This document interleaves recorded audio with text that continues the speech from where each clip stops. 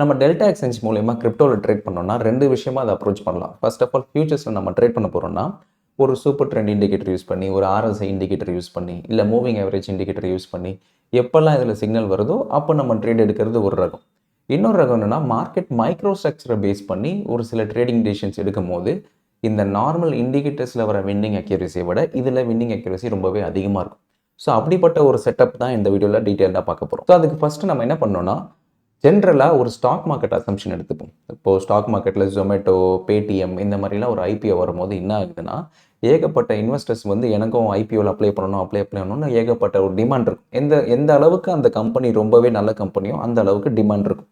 In case அந்த company பெருசாக இல்லை அப்படின்னா டிமாண்ட் கம்மியாக இருக்கும். ஸோ ஆப்வியஸ்லி ஐபிஓ லிஸ்ட் ஆனதுக்கப்புறமா அந்த பர்டிகுலர் கம்பெனிஸ்லாம் கொஞ்சம் கொஞ்சமாக கீழே இறக்க ஆரம்பிச்சிடும். ஏன்னா பெருசாக டிமாண்ட் இருக்காது. ஐபிஓலேயே டிமாண்ட் இல்லைன்னா லிஸ்ட் ஆனதுக்கப்புறமா டிமாண்ட் இருக்காது. அதே மாதிரி தான் கிரிப்டோவில் பொறுத்த வரைக்கும் இந்த பிட்காயின், இடிஹெச் இதெல்லாம் இல்லாமல் ஸ்பெசிஃபிக்காக இன்னும் நிறைய சில காயின்ஸ்லாம் இருக்குது. அந்த காயின்ஸ்லாம் இங்கே லிஸ்ட் ஆகும்போது ஸ்பெசிஃபிக்காக டிமாண்ட் இல்லைன்னா ஆட்டோமேட்டிக்காக கொஞ்சம் கொஞ்சமாக கம்மியாகும். அதுவும் இல்லாமல் நிறைய இன்சைடர்ஸே இருக்காங்க இல்லையா, அந்த இன்சைடர்ஸ்லாம் என்ன பண்ணுவாங்கன்னா, ஓகே என்கிட்ட இவ்வளோ காயின்ஸ் இருக்குது, இதை நான் இப்போ போய் செல் பண்ணேன்னா நிறைய பேர் ஈஸியாக பிளாக் செயினில் லெட்ஜரில் கண்டுபிடிச்சிருவாங்க.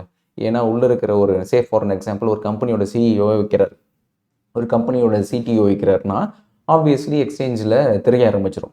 அதே மாதிரி தான் இங்கே இந்த கிரிப்டோலையும். ஸோ ஒரு ஸ்பெசிஃபிக் இன்சைடர் அதை வித்துட்டாருன்னா ஆட்டோமேட்டிக்காக பிளாக் செயினில் டிரான்சாக்ஷன் வெளியே வந்துடும். அது இன்னும் பெரிய நெகட்டிவ் நியூஸ் ஆயிரும்ன்றதுனால நிறைய பேர் என்ன பண்ணுவாங்கன்னா அவ்வளோ சீக்கிரத்தில் அந்த காயினை விற்க மாட்டாங்க. அதுக்கு பதிலாக இந்த பெர்பச்சுவல் ஃபியூச்சர்ஸில் எல்லா எக்ஸ்சேஞ்சிலும் லிஸ்ட் ஆகும். இப்போ ட்ரம்ப்னு ஒரு காயின் வருதுன்னா அந்த ட்ரம்ப் காயினை ட்ரம்ப்பில் இருக்கிற ஸ்பெசிஃபிக் கமிட்டிஸ் இந்த ஆர்கனைசேஷனில் இருக்கிற பீப்புளெலாம் விற்றுட்டாங்கன்னா அது ஒரு பெரிய நெகட்டிவ் நியூஸ் வரும். பட் அதே ட்ரம்ப் காயினு ஸ்பெசிஃபிக் பினான்ஸில் இல்லைனா டெல்டா எக்ஸ்சேஞ்சில் இந்த மாதிரி எக்ஸ்சேஞ்சில் ஃபியூச்சர்ஸில் லிஸ்ட் ஆகும். அப்போ என்ன பண்ணுவாங்கன்னா அவங்க ஃபியூச்சர்ஸில் ஷார்ட் பண்ணிவிடுவாங்க. ஸோ தட் அது கொஞ்சம் கொஞ்சமாக கீழே போக they will make profits. So எப்போவுமே இந்த டெல்டா எக்ஸ்சேஞ்சில் பார்த்தீங்கன்னா நியூ காயின்ஸ், நார்மல் காயின்ஸ் அப்படின்னு 2 தனித்தனியாக லிஸ்ட் ஆகும். ஸோ நம்ம ஃபோக்கஸ் பண்ண வேண்டியது இந்த நியூ காயின்ஸ்.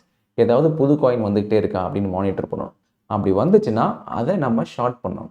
அப்படி ஷார்ட் பண்ணும்போது என்ன ஆகும்னா ஆட்டோமேட்டிக்காக ஓவராலாக இப்போ எவ்வளோ ஒரு 140 காயின் இருக்குன்னா அதில் எல்லா புது காயினுமே மேலே போகிறதில்ல. இந்த மாதிரி ஒரு சில ஸ்பெசிஃபிக் புது காயின்ஸ்லாம் கீழே போகிறதுக்கான பாசிபிலிட்டி ரொம்பவே அதிகம். ஸோ அதை எப்படி ஐடென்டிஃபை பண்ணுறதுன்னு டீட்டெயிலாக பார்ப்போம். ஸோ ஒன்ஸ் நீங்கள் டெல்டா எக்ஸ்சேஞ்ச் ஓப்பன் பண்ணிட்டீங்கன்னா அதில் கீழே டிஃப்ரெண்ட் செக்மெண்ட்ஸ் இருக்கும். ஸ்மார்ட் கான்ட்ராக்ட், சொலானா ஈகோ சிஸ்டம்லாம் இருக்கு இல்லையா, அந்த மாதிரி இங்கே நியூன்னு ஒன்று இருக்கும். அந்த நியூவை கிளிக் பண்ணுங்கள். நியூவை கிளிக் பண்ணதுக்கப்புறமா you will see what are the list of new coins. புதுசாக லேட்டஸ்ட்டாக லிஸ்ட்டாக இருக்க காயின்ஸ்லாம் நீங்கள் அதில் பார்க்கலாம். ஸோ இப்போ எனி ஸ்பெசிஃபிக் காயின்ஸ் நான் ஓப்பன் பண்ணுறேன்னா ஓவராலாக பார்த்தீங்கன்னா அது ஒரு இனிஷியலாக ஃபஸ்ட் டே மட்டும் ஓப்பன் ஆகும்போது மேலே ஓப்பன் ஆகிருக்கு. அதுக்கப்புறம் பார்த்தீங்கன்னா கண்டினியூஸ் டவுன் ட்ரெண்டில் தான் ஆகுது. நான் முன்னாடி சொன்ன மாதிரி இந்த ஃபியூச்சர்ஸில் லிஸ்ட் ஆகிற காயின்ஸ்லாம் நிறைய பேர் ஷார்ட் பண்ண தான் பார்ப்பாங்க. ஸோ அதனால் நம்ம ஃபஸ்ட்டு என்ன பண்ணலான்னா ஒன்ஸ் நீங்கள் அந்த நியூ காயின்ஸ் ஓப்பன் பண்ணதுக்கப்புறமா நியூ டேப் ஓப்பன் பண்ணதுக்கப்புறம் இப்போ இதில் டோட்டலாக ஒரு 6 டிஃப்ரெண்ட் காயின் இருக்குது. இந்த 6 டிஃப்ரெண்ட் காயினில் ஃபண்டிங் ரேட் பாருங்கள். ஸோ ஃபண்டிங் ரேட்டு வந்து பாசிட்டிவாக இருக்கும், நெகட்டிவாக இருக்கும். ஸோ ஃபண்டிங் ரேட்டு ஒரு சில இந்த மாதிரி நியூ காயின்ஸுக்கு நெகட்டிவாக இருந்ததுன்னா என்ன அர்த்தம்னா ஷார்ட் போகிறாங்க இல்லையா, யாரெல்லாம் இந்த காயினில் ஷார்ட் போகிறாங்களோ அவங்க இத்தனை ஃபண்டிங் இன்னும் இந்த 8 ஹவருக்கு ஒரு வாட்டி இந்த ஃபண்டிங் ரேட்டை லாங் போகிறவங்களுக்கு கொடுக்கணும். சே ஃபார் எக்ஸாம்பிள் இந்த எஸ்கேஎல் யூஎஸ்டின்னு இருக்கு இல்லையா, அதோட ஃபண்டிங் ரேட் பார்த்தீங்கன்னா 0.2%. ஸோ அப்படின்னா என்ன அர்த்தம்னா நான் இப்போ இந்த பர்டிகுலர் காயினை ஷார்ட் பண்ணுறேன்னா நான் அஸ் அ காஸ்ட்டாக ப்ரோக்கரேஜ் காஸ்ட்லாம் இல்லாமல் இந்த ஃபண்டிங் ரேட் 0.2%ன்ற ஒரு அமௌண்ட்டை யார் லாங் போயிருக்காங்களோ அவங்களுக்கு போயிடும். அதுதான் இந்த ஃபண்டிங் ரேட். லாங் போகிறவங்களுக்கு இங்கேருந்து அந்த ஷார்ட் போகிறவங்க அதை கொடுத்துருவாங்க. ஸோ இதில் என்ன காமிக்குதுன்னா அந்த 0.2% ஃபார் எவ்ரி 8 hours நான் பே பண்ணாலும் பரவாயில்ல, still I will go short அப்படின்றது தான் இந்த ஓவரால் மூமெண்ட் குறிக்குது. ஸோ ஃபண்டிங் ரேட் அதிகமாக இருந்தால் கூட நிறைய பேர் இந்த பர்டிகுலர் காயினில் ஷார்ட் போயிருக்கிறதுனால தான் மார்க்கெட்டோட ப்ரைஸும் பார்த்தீங்கன்னா கீழே இறங்கியிருக்கு. 0.2% நான் பே பண்ணி ஸ்டில் பரவாயில்ல, ஐ வில் கோ ஷார்ட் அப்படின்னு தான் டிசைட் பண்ணுறேன்.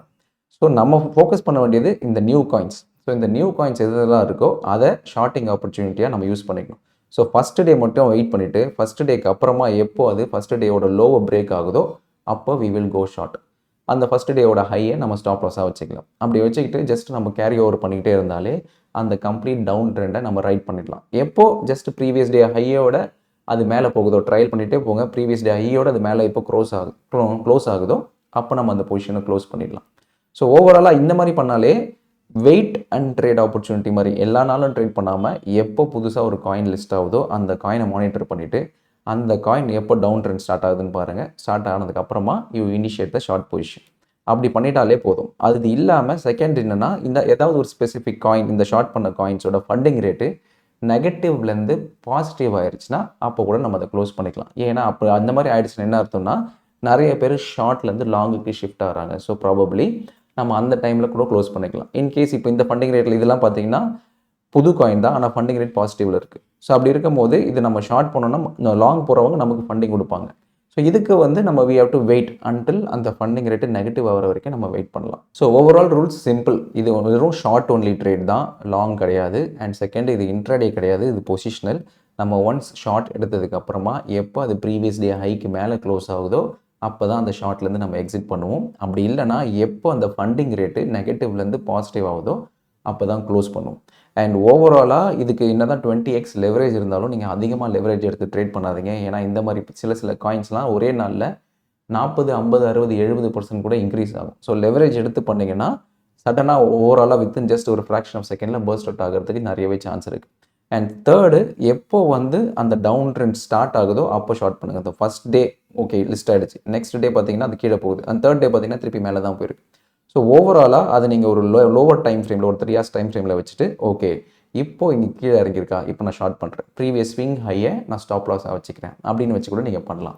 So either previous day haiku மேலே க்ளோஸ் ஆகுதுன்னா எக்ஸிட் பண்ணிவிடுங்க. அப்படி இல்லைனா இந்த மாதிரி ஒரு shorter time frame 3 hours time frame வச்சுட்டு எப்போ அது ப்ரீவியஸ் ஸ்விங் ஹைக்கு மேலே க்ளோஸ் ஆகுதோ அப்போ எக்ஸிட் பண்ணிடலாம். அந்த மாதிரி ஒரு எக்ஸிட் மெக்கானிசமாக யூஸ் பண்ணலாம். So this is what I want to convey. ஒரு இண்டிகேட்டர் பேஸ் பண்ணி ஒரு ட்ரேடிங் எடுக்காமல் ஒரு மார்க்கெட் மைக்ரோ ஸ்ட்ரக்சர், இதுக்கு பின்னாடி எவ்வளோ ஒரு லார்ஜ் இன்ஸ்டிடியூஷன்ஸ் பிஹேவ் பண்ணுறாங்க அப்படின்றது மெக்கானிசம் தான் இந்த நியூ காயின்ஸ் லான்ச்.